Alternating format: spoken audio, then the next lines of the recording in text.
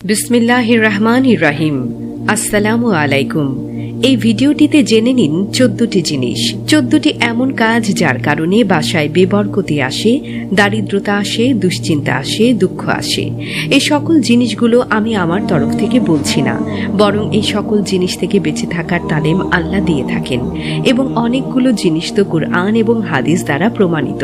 তো আপনারা এই ভিডিওটিতে জেনে নিন সেই 14টি জিনিস কি কি, যা থেকে আমাদের বেঁচে থাকা জরুরি।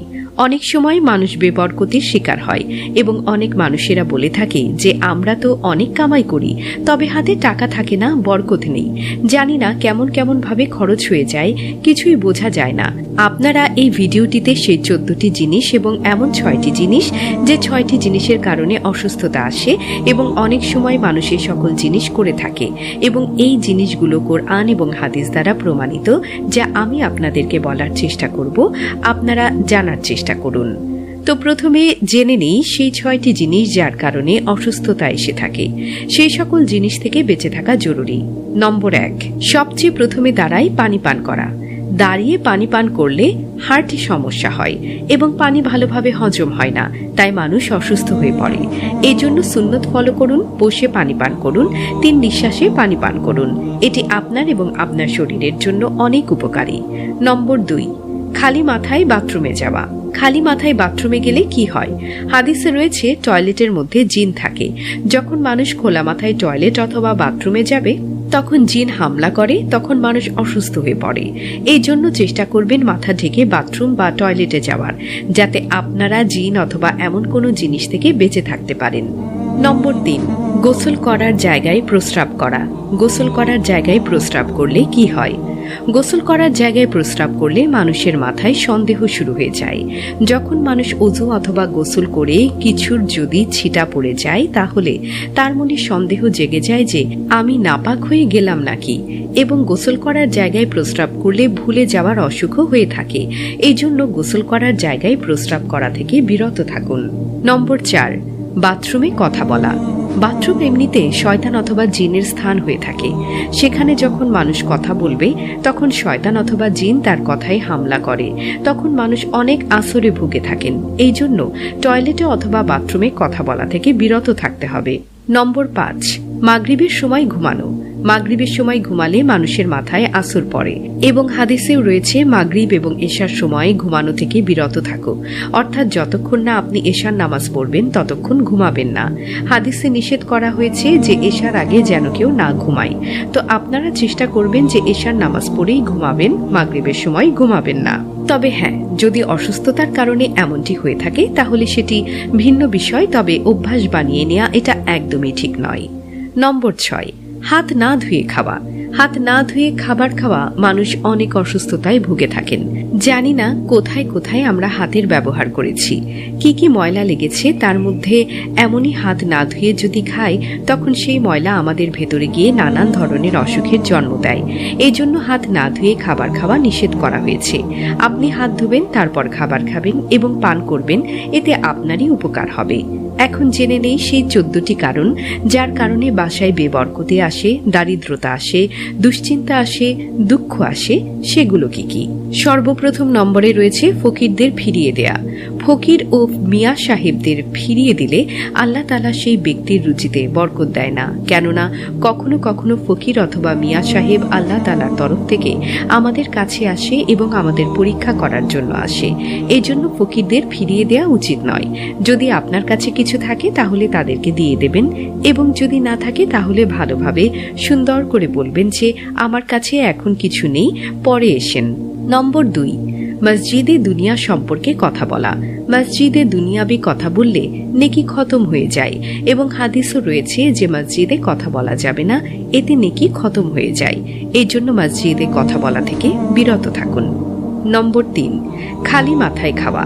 খালি মাথায় খেলে খাবারের বেয়াদবি হয়। এর কারণে খাবারের মধ্যে বরকত থাকে না। তাই যখনই খাবার খাবেন তখন মাথায় কাপড় টুপি দিয়ে খাবার খাবেন। এতে খাবারের বেয়াদবি করা থেকে বেঁচে যাবেন এবং আপনার খাবারে অনেক রিজিক চলে আসবে। নম্বর 4, সন্তানদের গালি দেয়া। সন্তানদের গালি দেয়া উচিত নয়। সন্তানদের বদদোয়াও দেয়া উচিত নয়। সন্তানদের বদদোয়া দেয়া থেকে নিষেধ করা হয়েছে। কে জানে যদি সেই সময় কবুলের হয়ে থাকে এবং আপনার বদদোয়া কবুল হয়ে যায়, তখন তো আপনাদের সন্তানদেরই ক্ষতি হবে। এই জন্যই সন্তানদের কখনোই গালি এবং বদদোয়া দেয়া যাবে না। নম্বর 5, মিথ্যা কথা বলা। মিথ্যা কথা বলা অনেক বড় গুনাহ এবং এই গুনাহের ফলে আমাদের রিজিকের রাস্তা বন্ধ করে দেয়া হয়। তাই মিথ্যা কথা বলা থেকে বিরত থাকুন। নম্বর 6, সকালের সময় ঘুমানো। সকালে ঘুমানোর সম্বন্ধে হাদিসেও বলা হয়েছে। তার মধ্যে বলা হয়েছে সকালে ঘুমালে সেই ব্যক্তির রিজিক বন্ধ করে দেয়া হয়। এজন্য সকালে ঘুমানো থেকে বিরত থাকুন। নম্বর 7, নামাজ কাজা করা। নামাজ কাজা করলে তো মানুষের জীবনের বরকত খতম হয়ে যায়। যখন বরকত শেষ হয়ে যায় তখন সেই ব্যক্তির জীবনের কামাইয়েরও বরকত থাকে না, রুজিতেও বরকত থাকে না। এই জন্য চেষ্টা করবেন 5 ওয়াক্ত নামাজ আদায় করার। নম্বর 8, গান শোনাতে মন বসানো। গান শোনা, মিউজিক শোনা এটি ইসলামে হারাম, নিষেধ করা হয়েছে। এখন যখন মানুষ গান বাজাতে মন লাগায়, মিউজিকে খুব মন দেয়, তখন সেই ব্যক্তির রিজিকেও বরকত থাকে না এবং কামাইয়েও বরকত থাকে না। এটি গুনাহ, এই জন্য গুনাহের কারণে তার রিজিক নিয়ে নেওয়া হয়। নম্বর 9, মেহমান আসলে মন খারাপ করা। মেহমান আসলে মন খারাপ করা যাবে না, কেননা তারা তাদের রিজিক নিজেই নিয়ে আসেন। মেহমান আসলে সেই ঘরে বরকত বেশি হয়ে থাকে। মেহমানকে কখনোই খারাপভাবে দেখবেন না। নম্বর 10, কোরআন পাক ওযু ছাড়া ধরা। এটি অনেক বড় গুনাহ। গুনাহ থেকে রিজিক কম করে দেয়া হয়। নম্বর 11, বিসমিল্লাহ না বলে খাওয়া এবং পান করা। আল্লাহ তাআলার নিয়ামত খাচ্ছেন বিসমিল্লাহ ছাড়াই, এই জন্য আল্লাহ তাআলার ইবাদতে আপনি কমতি করলেন। আপনি চেষ্টা করবেন যখনই আল্লাহ তাআলার কোনো নিয়ামত খাবেন বা পান করবেন তা বিসমিল্লাহের সাথে করবেন, তাতে আপনাদেরই বরকত হবে। আপনার রিজিকে বরকত হবে, আপনার কামাই বরকত হবে। হাদিসে বলা হয়েছে যে যে কোনো কাজ বিসমিল্লাহের সাথে শুরু করা হলে সেই কাজে অনেক বরকত আসে। এখন খাবারে বিসমিল্লাহ বলে খেলে সেই খাবারে বেশি রিজিক এবং বরকত হবে। নম্বর 12, গোসল ফরজ হওয়ার পরও খাওয়া।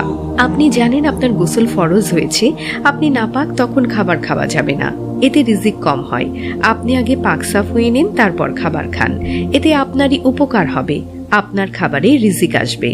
নম্বর 13, খাবার পর থালা বাসন পরিষ্কার না করা। খাবার পর থালা বাসন পরিষ্কার করা জরুরি। হাদিসে বলা হয়েছে খাবারের পর যদি থালা বাসন পরিষ্কার করা হয়, তখন থালা বাসনে যে খাবার লেগে থাকে সেগুলো মানুষের জন্য দোয়া করে যে হে আল্লাহ, আপনি এই ব্যক্তিকে সুস্থ রাখুন, এই ব্যক্তিকে বরকত দিন, রুজি দিন, কেননা এভাবে সে আমাকে নষ্ট হতে রক্ষা করেছে। নম্বর 14, ঝগড়া করা। যেখানে আত্মীয়দের সাথে মিলেমিশে থাকতে হয় সেখানে ঝগড়া করা, মারামারি করা, তখন সে সময় সে ঘরে বরকত থাকে না। এই জন্য ভালোভাবে বসে কথা বলুন, ঝগড়া থেকে বিরত থাকুন।